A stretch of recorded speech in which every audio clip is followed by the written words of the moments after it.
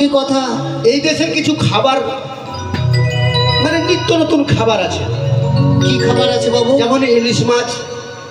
আমাদের দেশে ইলিশ মাছ পাওয়া যায় না যাওয়া নয়, কিন্তু এই দেশের ইলিশ মাছের মতো সুস্বাদু নয়। আর এই দেশের যে একটা আলু পাওয়া যায়, ওই যে লাল আলুটা, হ্যাঁ, ওই আলুর চোখা। তাই কোনোদিন আর পারবো কিনা এই দেশে বাণিজ্য করতে আসতে। আচ্ছা, তাই এই দেশের খাবারটা খেয়ে যাবো, যতদিন আমরা বেঁচে থাকবো তাতে আমাদের মনে থাকে। তো কি খাবেন? ঠাকুরকে বলে দেয় ইলিশ মাছের কালিয়া বানাতে, আচ্ছা, আর আলুর চোখা। ঠাকুর মশাই, ও ঠাকুর মশাই, ইলিশ মাছগুলো যে আছে ওই ইলিশ মাছকে পুড়িয়ে কালো করবে। আর আলু যে আছে, আলু ছিলে আলুটাকে ফেলে দেবে, চোখাটা নেবে, ওগুলো বাবু খাবে। আলু ছিলে আলুটা ফেলে দেবে আর চোখাটা তোর বাবু খাবে। হ্যাঁ, তবে আর ইলিশ মাছকে পুড়িয়ে কালো করে দেবে। হ্যাঁ, আরে ইলিশ মাছকে পুড়িয়ে কালো করে দিলে খেতে পারবি? অলরেডি চারটা পুরানো হয়ে গেছে।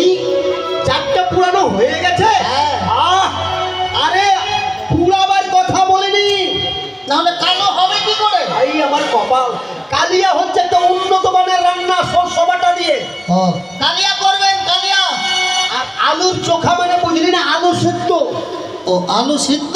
মাঝি আর দেরি নয়, এইবার সকল মাঝিকে নিয়ে আমরা দেশে ফিরে যাব। তাই হবে। তাই সমস্ত মাঝিকে আমি বলছি, তোমরা নিজের নিজের ডিঙ্গায় নম্বর তুলে দাও, বিজয় পতাকা উত্তোলন করে দাও, আর নিজের নিজের গুরুদেবের নাম স্মরণ করে সারিবদ্ধভাবে এই মুহূর্তে তোমরা সকল ডিঙ্গা দাও ছেড়ে। আর রান্নার ঠাকুর, ডিঙ্গার উপরে রান্না হবে। হ্যাঁ। যেখানে রান্না শেষ হবে তখন আমরা ডিঙ্গা বেঁধে সেবা নিয়ে আবার ডিঙ্গা ছেড়ে দেবো। মাঝি এবার হচ্ছে তোর পালা। হ্যাঁ, তোর পালা। আরে দাঁড়াই, দাঁড়া, বলে যাচ্ছি। আমাকে যে পালাতে বলছে, ভাই কপাল, তুইও ভাষা বুঝিস না রে। আমাকে নিয়ে যাবে। পালাতে বলিনি, পালা মানে বুঝিস না? পালা? হ্যাঁ, তার মানে সুন্দর করে একখানা শাড়ি গান গা, ছোট্ট করে। তাই কর।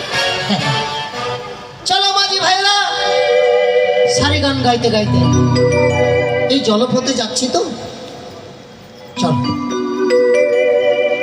ও গো রূপসী বাংলা মা,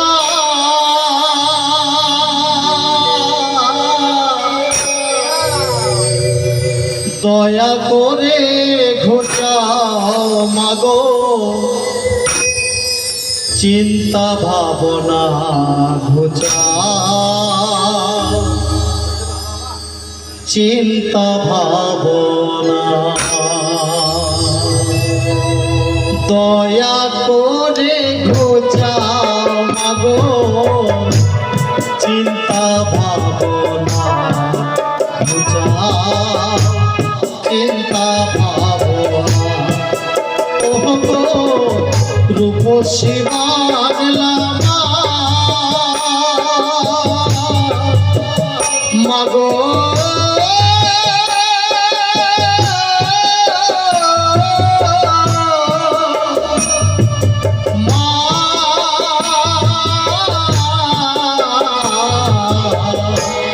দয়া করে ঘুচাও মাগো, চিন্তা ভাবনা ঘুচাও, চিন্তা ভাবনা। আরে হেইয়া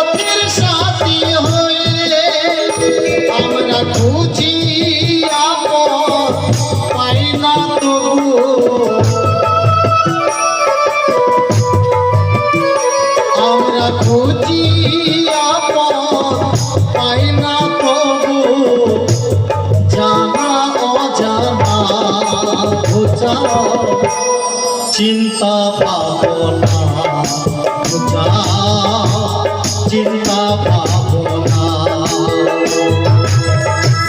দয়া করে বুঝাও মাগো, চিন্তা ভাবনা। মাঝি হঠাৎ করে একটা দুর্গন্ধ, তাই তো। আর গন্ধটা হচ্ছে মাংস পচা গন্ধ। মনে হয় কিছু মরে পচে গেছে বাবু, আর ওই দুর্গন্ধটা ভেসে আসছে। গন্ধটা মনে হয় ধীরে ধীরে কাছে চলে আসছে। নৌকার ভিতরে তো কিছু মরে পচে না যায় না, সকালে নৌকো পরিষ্কার করেছে। আর নৌকার মধ্যে যদি মরে পচে থাকতো তাহলে তো এই গন্ধটা আগেই পেতাম। আগে থেকে পেতাম না। আরে মাঝি কত দূরে দেখতো, ওটা কি যেন দেখতে পাওয়া যাচ্ছে। ও, একটা প্রদীপের মতো জ্বলছে। ওটা হ্যাঁ হ্যাঁ, ওটা বুঝতে পারছেন না? না তো। এই যে প্রায় কিন্তু প্রতিদিন কিন্তু বৃষ্টি হচ্ছে। এই যে বৃষ্টি হচ্ছে কি না, হ্যাঁ ওপর থেকে তো বৃষ্টিটা হচ্ছে। আরে বাবা, হ্যাঁ স্বয়ং কিন্তু ভগবান উপর থেকে নেমে এসেছে মাটিতে। ভগবান নেমে এসেছে মাটিতে। হ্যাঁ, তারপর আর ভগবান হাতে একটা টর্চ লাইট নিয়েছে, আচ্ছা, আর দেখছে যে কোথায় জল হয়েছে কোথায় হয়নি। মানে কোথায় জল পড়েছে আর কোথায় পড়েনি, মানে টর্চ মেরে দেখছে। মেরে দেখছে। অপদার্থ, তোর মতো ভগবান দুটো চোখ রাখিনি। হ্যাঁ? ও ওখান থেকে বসে সারা পৃথিবীটা দেখতে পাচ্ছে, কোথায় কে কি করছে। আর ভগবান টর্চ নিয়ে দেখে বেড়াচ্ছে। বাবু, ওই তো কাছে চলে আসছে। আমার মন কি বলছে জানিস? আমার মন বলছে আমরা বাণিজ্য করে দেশে ফিরে যাচ্ছি। হ্যাঁ। তাই হয়তো কোনো শত্রু আমাদের আক্রমণ করেছিল। ঠিক। তাই সমস্ত মাঝিকে বলবে তাও তো আমি তো ঠিক আছে ফোন দিয়ে যাচ্ছে। বলি দাঁড়াও, দাঁড়াও, কি কি গো তোমরা? তার আগে জানতে চাই তুমি মানব না দানব না কোনো দেবী? আমি মানব, তুমি মানবী? বড় চরমে দুঃখিনী। আরে কে তুমি কা হারো নারী,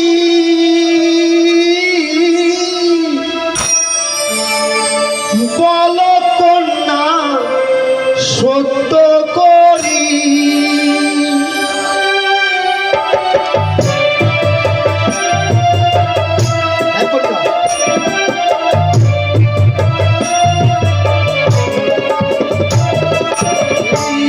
কে তুমি কা হারো নারী, বলো কন্যা সত্য করি।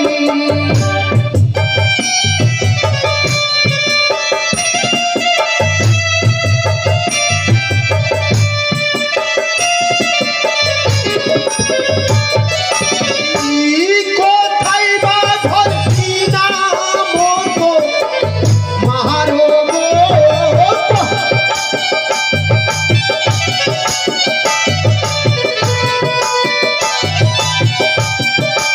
কোথায় বা ঘর কি নাম তোমার? আরিও জানি না গরিব ঘর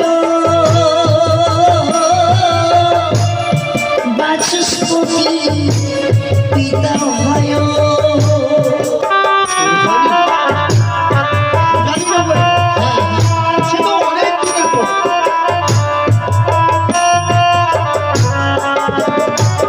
আমারি মাতা হয় মেনো কবে নানি গো।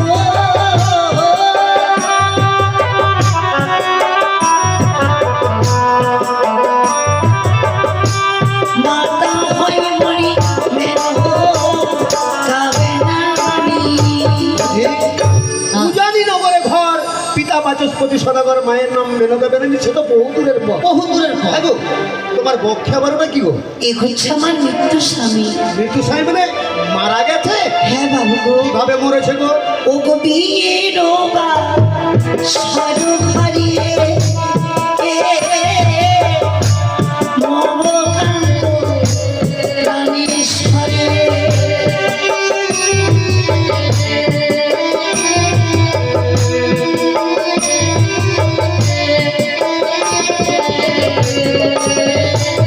ও গো পদ্মারে নাগে পড়েছে দম সনগ।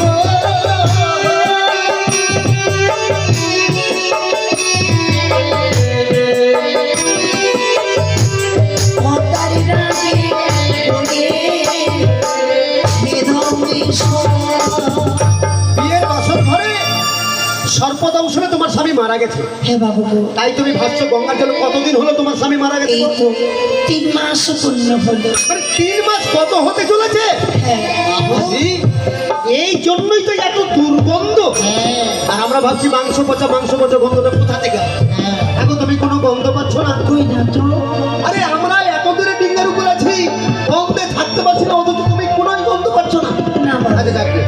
আচ্ছা মা, তুমি তোমার এই মৃত্যু স্বামীকে নিয়ে এই ভরা গঙ্গার জলে একাকিনী ভেলায় চেপে ভেসে কোথায় যাবে গো? আমি দেবতা নগরে যাবো বাবু গো। সেখানে গিয়ে সেখানে গিয়ে আমি আমার স্বামীকে ফিরিয়ে নিয়ে আসবো। মা তুমি কি পাগল টাগল হয়ে গেছো?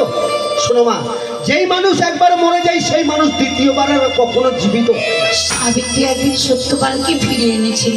তাহলে তুমি সাবিত্রী যদি তার স্বামীকে বাঁচাতে পারি, আমি কেন পারবো না? আরে মাঝি, হ্যাঁ মেয়েটার কথা শুনলি? হ্যাঁ শুনলাম তো। ও নাকি ওর পতিকে জীবিত করবে, সাবিত্রীর সঙ্গে সম্পর্ক করছে। নিশ্চয়ই তাহলে মেয়েটা সতী। দাঁড়া, কেমন সতী রে? সতীর তো আমি অনেক নাম শুনেছি, এটাই আবার কেমন সতী রে? যেমন সতী ছিল কুন্তি, আরো ছিল অহল্যা, হ্যাঁ তারপরে সতী এলো দ্রৌপদী, তারপরে এলো সাবিত্রী। এটাই আবার বাটা কেমন সতী? আর তুমি আবার কেমন সতী? পাথর ঘরে মরল পতি, তুমি আবার কেমন সতী? পাথর ঘরে মরল পতি, তুমি সতী নারীর পতি তোমার রে না গো সতী।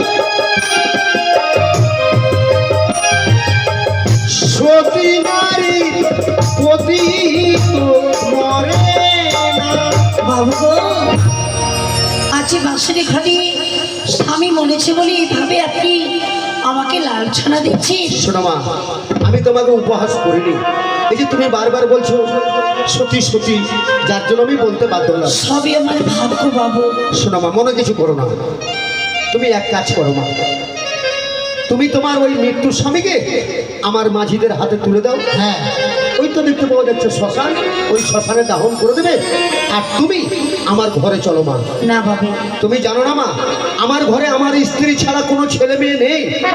তুমি যদি আমার ঘরে যাও মা, তাহলে আমি তোমাকে মেয়ের মতো করে রাখবো, আমার বন্ধা নাম ঘুচে যাবে। তাই তুমি আমি আপনার সঙ্গে যেতে পারবো না।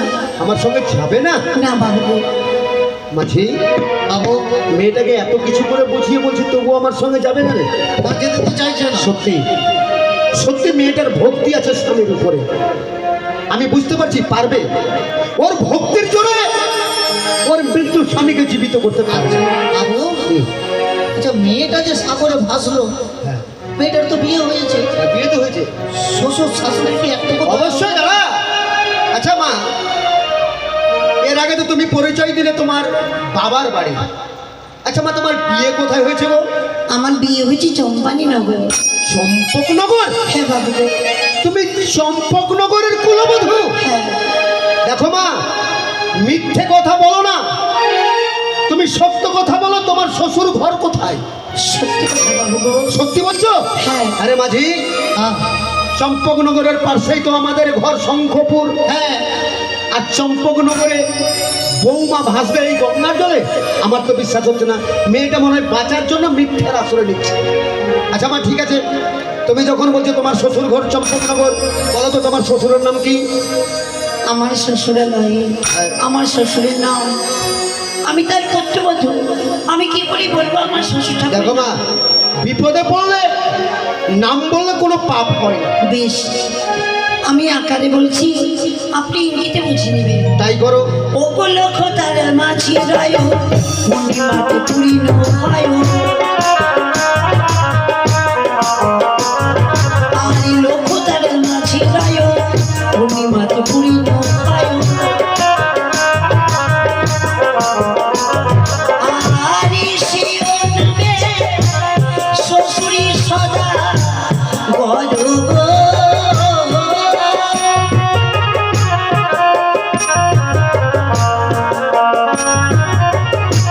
শিরোনামে শ্বশুর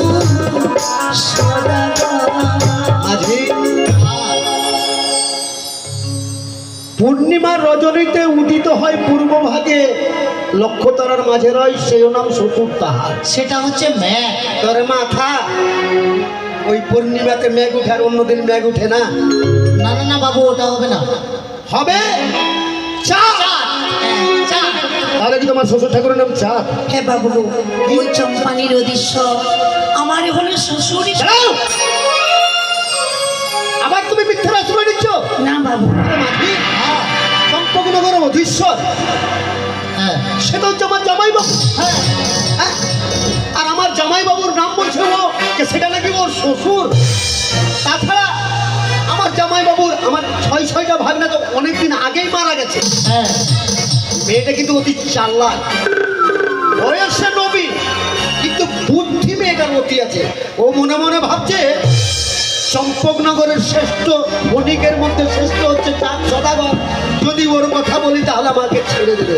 এই যে তোমাকেই বলছি, তুমি বর্তমানে ধর্মের পথে নেমেছ, আর ধর্মের পথে নেমে যেই মানুষ মিথ্যে কথা বলে তার চাইতে পাপ পৃথিবীতে আর বেশি কিছু হয় না। বাবু গো, আমি সত্যি কথা বলেছি বাবু। তুমি সত্যি বলছো? হ্যাঁ। তাহলে বলো তো তোমার শাশুড়ি মায়ের নাম কি? ওগো অগ্নি বলে রঙ্গ ভয়, মা মন্দির করি নিরয়। আমি অগ্নি বলে না ভয়, মা মন্দির করি নিরয়। আহারি সে নামে শাশুড়িয়া মারো গো।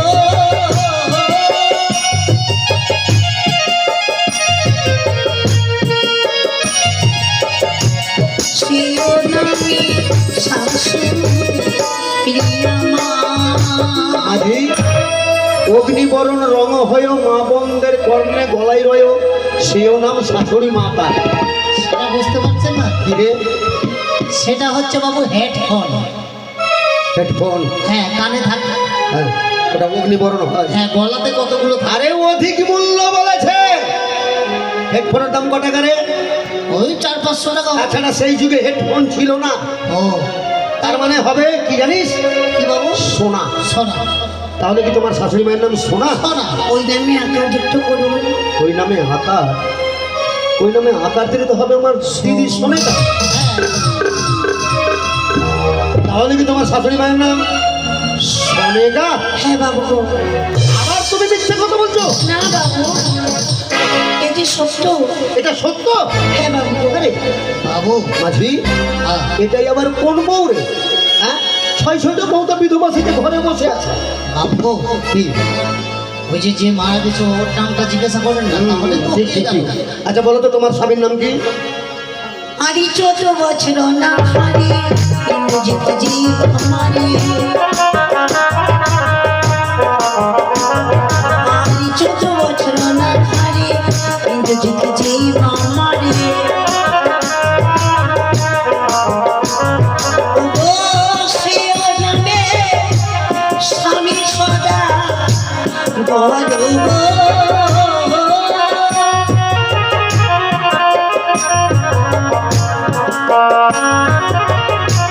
সেও নামে স্বামী সদা বলো। 14 বৎসর অনাহারে ইন্দ্রজিৎকে যেই বা মারে, সেও নাম স্বামী তাহার। আরে বাবু, মাঝি, ইন্দ্রজিৎকে কে বধ করেছিল রে? একজনের বধ করেছিল। কে? জয় শ্রীরাম। তার মানে সেটা হচ্ছে হনুমান। হনুমান মেরেছিল ইন্দ্রজিৎকে 14 বৎসর অনাহারে থেকে। হ্যাঁ। আর তুই একটা মুখ পুরা বাঁধা। আরে অপদার্থ, যেই হনুমান দিনে 14 বার খেত, ওই আবার 14 বৎসর কি করে অনাহারে ছিল? 14 বৎসর অনাহারে ছিল একমাত্র লক্ষণ। লক্ষণ। আর লক্ষণে বধ করেছিল ইন্দ্রজিৎকে। তাহলে কি তোমার স্বামীর নাম লক্ষণ? ওই নামে অলঙ্কার যুক্ত করুন। ওই নামে অলঙ্কার? অলঙ্কার অলঙ্কার অলঙ্কার দিলে তো হবে। অলঙ্কার দিলে তো হবে লক্ষ্মীন্দর। ওই শয়তানটার নাম নিবি না মুখে। এই যে তোমাকে বলছি, আমার মাঝি যেটা বললো সেটাই কি? হ্যাঁ বাবু গো। কি তুমি তুমি লক্ষিন্দরের স্ত্রী?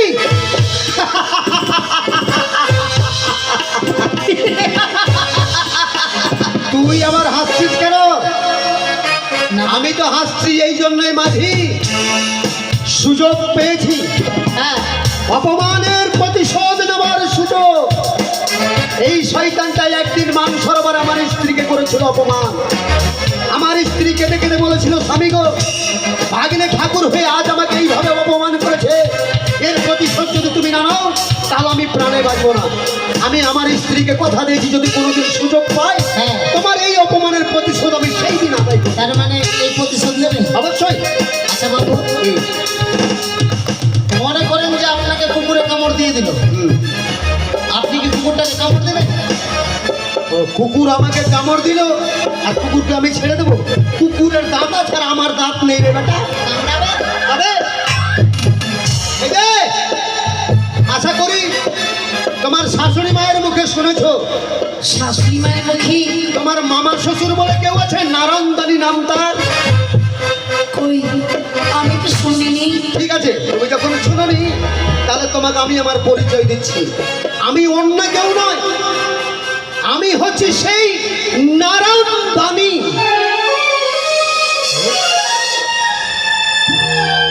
মাঝি, কি ব্যাপার রে? মেয়েটা আমার পরিচয় পাওয়ার সঙ্গে সঙ্গে মাথায় যে ঘুমটা দিল। তার মানে বুঝতে পারছেন না? না তো। মেয়েটা লজ্জা খাচ্ছে। আরে লজ্জা খাচ্ছে না, লজ্জা পাচ্ছে। লজ্জা পাচ্ছে। ও, আমি তার মামা শ্বশুর বলে। এই যে মামা গো, আপনি হচ্ছেন আমার মামা শ্বশুর? না, তুমি আমাকে মামা শ্বশুর বলো না।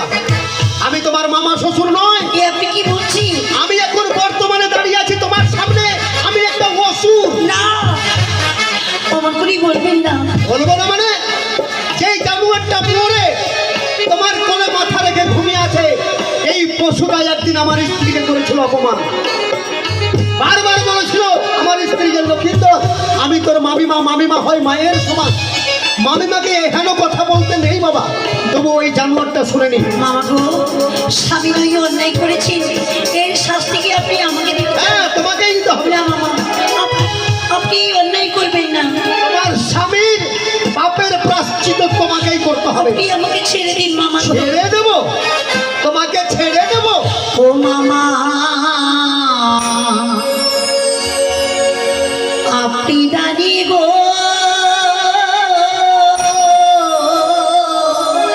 আমি দামি বটে, কিন্তু তোমার কাছে নয়। আপনি দানি ও মামা শ্বশুর গো।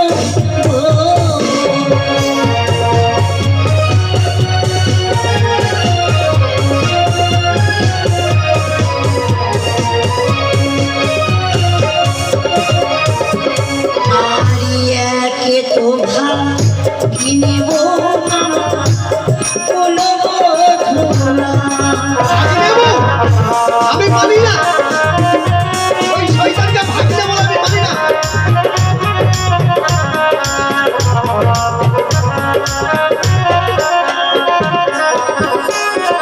আরে নারী হরণি পড়েছিল লজ্জার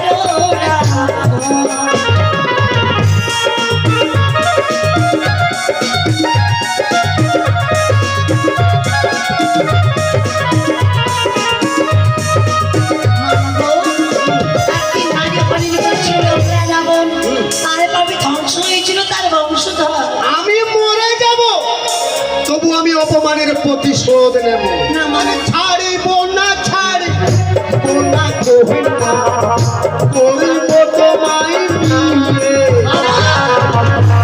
দেখো, বিয়ে করবে? হ্যাঁ, বিয়ে করবো। আমি বিয়ে করে আমি আমার অপমানের প্রতিশোধ নেব।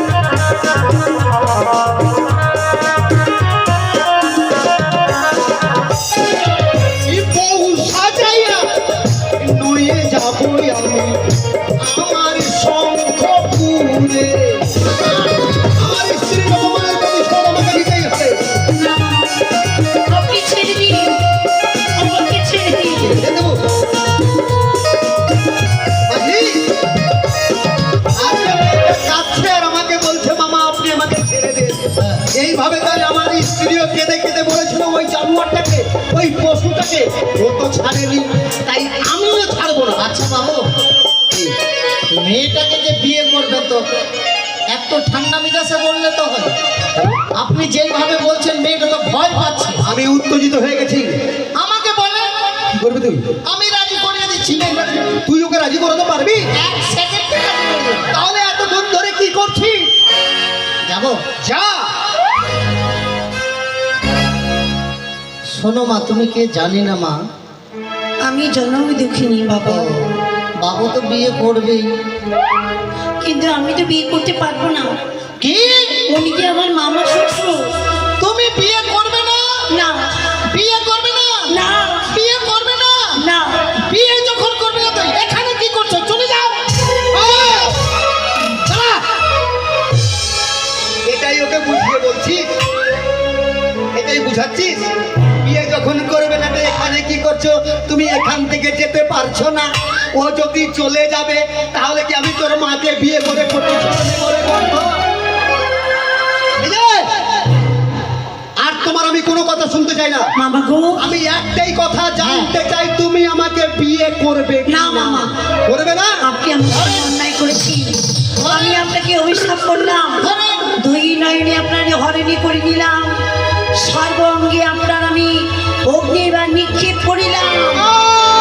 আগুন আগুন পুড়ে গেল, আগুন মাঝি মাঝি আগুন আগুন আগুন আগুন মাঝি মাঝি আগুন আগুন আগুন পুড়ে যাচ্ছে মাঝি, জ্বলে যাচ্ছে মাঝি।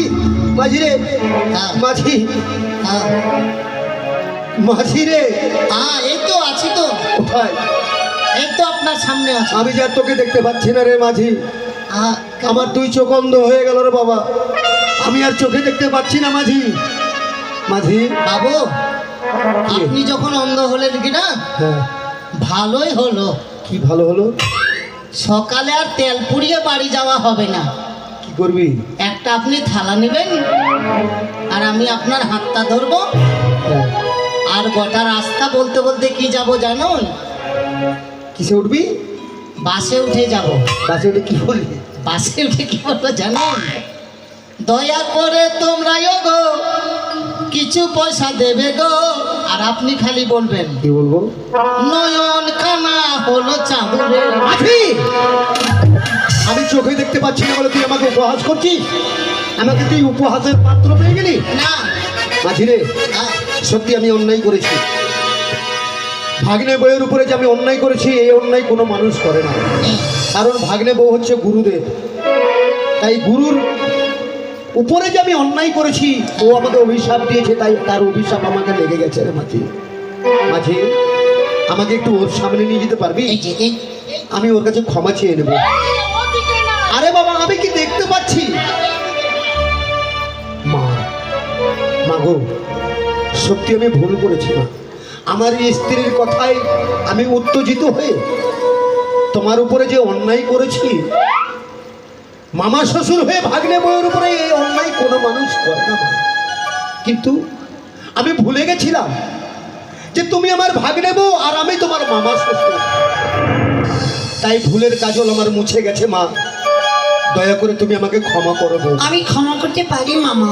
বলো এই পবিত্র গঙ্গা স্পর্শ করে আপনি আমাকে কথা দিন, কি? যেই রূপ ব্যবহার করেছেন আপনি আমার সঙ্গে, পৃথিবীর বুকে যত নারী রয়েছে নিজের স্ত্রী বাদ দিয়ে সবাইকে যেন মা বলে সম্মানই করা হয়। বৌমা, আমি পবিত্র গঙ্গার জল হাতে নিয়ে তোমাকে কথা দিচ্ছি বৌমা, আমি যতদিনে বেঁচে থাকবো আমার স্ত্রী ছাড়াই পৃথিবীতে যত মা নারী আছে সকলকে আমি মায়ের চোখে দেখবো। জয় মামার সাথে বেড়ে যায়। মাঝি, দেখতে পাচ্ছেন? দেখতে পাচ্ছি বই কি সমস্ত কিছু আমার জ্বালা ঠান্ডা হয়ে গেল। এমনি দেখতে পাননি? কিসের জন্য দেখতে কত পেলাম? হাতে ধরলাম, তুই পায়ে ধরলাম, তুই কাঁদলাম, মিনতি করলাম। তুই হ্যাঁ, আর এই জন্য বলছিস একটা থালা ধরিয়ে দেবো? খুব কাঁদলি মাঝি। হ্যাঁ, মা দেখেছিস? মা জন্মদিনে হয় না মাতা, যেই মাতা বুঝে না সন্তানের ব্যথা। যে দেখ, মা যদি হতে হয় তাহলে এই ধরনের মা হওয়া চাই। এই মায়ের উপর আমি কত অন্যায় অত্যাচার করলাম, কত নানা ভাষায় গালাগালি দিলাম। হ্যাঁ বাবু, একবারে যখন মা বলে ডাকলাম সব কিছু ভুলে গেল। সত্যি বলে ভুলে গিয়ে সেই মা আমাকে অভিশাপ থেকে মুক্তি করলো। হ্যাঁ বৌমা, বৌমা, আর আমি তোমাকে ভেসে যেতে দেবো না মা। এই আপনি কি বলছেন মামা? তোমার মতো মাকে, তোমার মতো লক্ষ্মী প্রতিমাকে আমি আর ভাসতে দেবো না। মামা গো, আমি যদি আপনার স্বামীকে নিয়ে যাই, একে অভাগিনী মায়ের কান্না, এক পিতা কি সান্ত্বনা আমি কি করে দেব? তাদেরই চোখের জল আমি যে মুছে দিতে চাই মামা। কিন্তু বৌমা, আমি কথা দিয়েছি তাদের সন্তানকে আমি ফিরিয়ে দেবো মামা গো। তাহলে আমার দিদি, আমার জামাইবাবু তোমাকে স্বেচ্ছায় ভাসিয়ে দিয়েছে? হ্যাঁ মামা। ঠিক আছে বৌমা, ওরা যখন তোমাকে ভাসিয়েছে আর আমি বুঝতে পারছি মা, তুমি পারবে, তুমি পারবে লখাইকে ভালো করতে মা। আমি আমি তোমাকে আশীর্বাদ করবো। বলো মা, তুমি আমার কাছে কি চাও? আপনি শুধু আশীর্বাদই করবেন। আশীর্বাদ? বেশ বৌমা, ঠিক বলেছ। তবে আশীর্বাদ আমি তোমাকে করতে পারবো না বৌমা, কারণ তুমি হচ্ছে আমার গুরু। ভাগ্নে বউ হচ্ছে মামা শ্বশুরের কাছে গুরুজন ব্যক্তি, তাই গুরুজনকে কেউ আশীর্বাদ করতে পারে না, গুরুজনের কাছ থেকে আশীর্বাদ চেয়ে নেয়। তাই তোমাকে আমি আশীর্বাদ করতে পারবো না বৌমা। তবে হ্যাঁ, যতদিন তুমি তোমার স্বামীকে জীবিত করে ফিরে না এসেছো, ততদিন আমি কি করবো জানো বৌমা? আমি ঘরে যাব, ঘরে গিয়ে আমার ঠাকুর মন্দিরে প্রবেশ করে প্রত্যেকদিন সকাল সন্ধ্যা ঠাকুরকে বলবো, ওগো ঠাকুর, আমার এই নাবালিকা বৌমায়ের স্বামীকে তুমি ফিরিয়ে দিও।